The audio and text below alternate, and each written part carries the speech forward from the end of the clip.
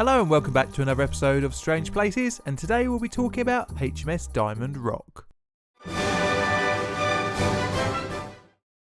I know it sounds like a bit of a contradiction, an episode of Strange Places based on what sounds like a warship, but HMS Diamond Rock is just that, a rock. That was commissioned as a ship of war. Diamond Rock is a 175 metre high basalt island just off the south coast of the Caribbean island of Martinique. It gained its name from its ability to reflect light at certain times of day, giving the rock a likeness of a diamond.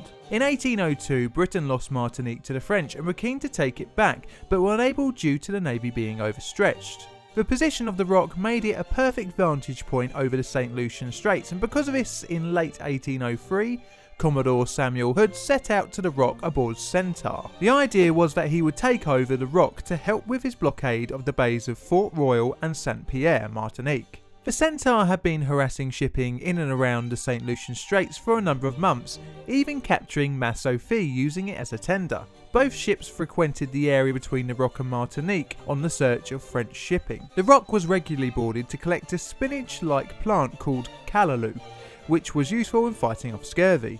The area around the rock had been identified by the Admiralty as an ideal spot for a warship to be stationed.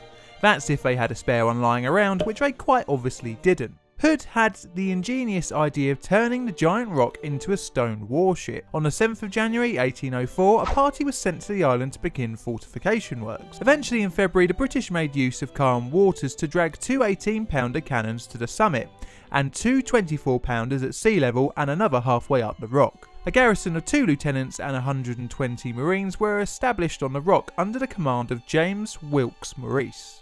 In February, the island was formalised to the Admiralty under the name HMS Diamond Rock, and was to be considered an enemy-captured sloop, technically treated as a tender. Hood was impressed by Maurice's efforts and rewarded him with the position of commander of HMS Diamond Rock. The newly commissioned stone-based sloop was manned like any other naval vessel at the time, with its own complement of living quarters, its own cook, and even its own surgeon. It's worth saying though that the living quarters were only caves already on the rock, and its original bat inhabitants were evicted by the use of flaming hay. Many of the ships were caught off guard by the Diamond Rock due to the commanding position of the guns. A series of ropes and pulleys were used to resupply the rock, and several chickens and sheep were kept to supplement their supplies of food. For 17 months, HMS Diamond Rock acted as a thorn in the side of the French, and several attempts were made to take over the garrison, but unfortunately for the French, each attempt was thwarted.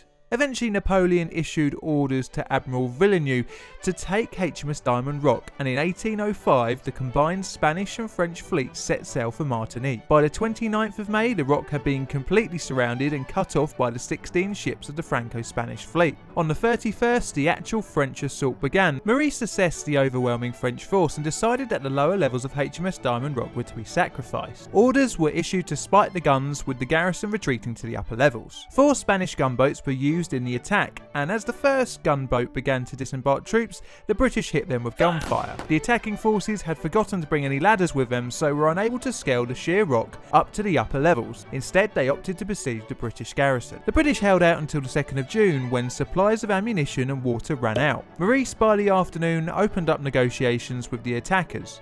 By 5 PM, the garrison had surrendered under the condition that the officers would retain their swords. On the 6th, the British garrison were taken off the rock and repatriated to Barbados under parole. The total casualties to the British were 3 men, 2 of which were killed and 1 wounded. On the Franco-Spanish side, a definitive number was never reached, with estimates ranging between 30 and 70. Due to a number of rowboats being sunk during the attack and many bodies not being recovered. Maurice met on his return to Barbados a court-martial aboard HMS Circle for the loss of the rock. This might sound a bit harsh, but it was the standard procedure for a commanding officer to go through after the surrender of a commissioned vessel, even though HMS Diamond Rock wasn't a ship, but by now this is just semantics. On the 24th of June, Maurice was acquitted of all charges, with the verdict noting, "The court is of the opinion that Captain J.W. Maurice, the officers and the company of His Majesty's late sloop Diamond Rock did everything in their power to the very last in the defence of the rock, and against a most superior force, Maurice did not surrender the Diamond until he was unable to make further defence for want of water and ammunition. The court do therefore honourably acquit Captain Maurice accordingly." Maurice was given the command of the brig sloop sloop Savage in August 1805. The victory was short-lived for the French as Villeneuve found out that Nelson had just arrived in the West Indies, and by the 11th of June he set sail back to Europe. Even though the Rock was captured, the French and Spanish fleet had their supplies diminished and were unable to stand off against Nelson as originally intended. Martinique remained in the French hands only for another 4 years, until 1809 when the British managed to retake the island, although Diamond Rock was never reused as a warship. Did you enjoy the video? I hope you did, and if that's the case, please click subscribe, like and comment. And also, if you could, it would be absolutely amazing if you could share videos on any type of social media. And also you can always follow me on Twitter, which is @plainly_d. Once again, thank you very much for watching.